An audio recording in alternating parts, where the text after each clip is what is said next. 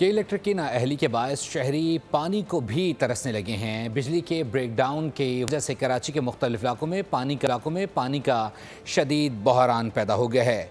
Water corporation के मुताबिक शहर को पानी फराहम करने वाले K3 पंपिंग स्टेशन की बिजली गुज़िश्ता शब 12 बजे अचानक बंद हुई और 13 घंटे गुजरने के बावजूद केबल फॉल्ट दुरुस्त नहीं किया जा सका।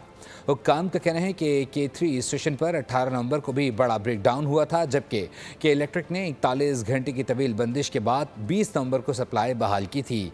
बहाली के चंद घंटे बाद ही K3 की बिजली एक बार फिर केबल फॉल्ट के बायस मुअत्तल हो गई। बिजली मुअत्तली के बायस नॉर्थ नाजाबाद, गुलबर्ग टाउन, गुलिस्तान जौहर, स्कीम 33, गुलशन इकबाल, न्यू कराची, सदर और क्लिफ्टन समेत मुतअद्दिद इलाकों में पानी की फराहमी मुतासिर है, जिससे शहरी शदीद परेशानी के शिकार हैं। बिजली के ब्रेकडाउन के बायस शहर को अब तक 31 करोड़ 50 लाख गैलन पानी की कमी का सामना करना पड़ा है। सब्सक्राइब करें और बेल दबाएं ताकि कोई खबर रह न जाए।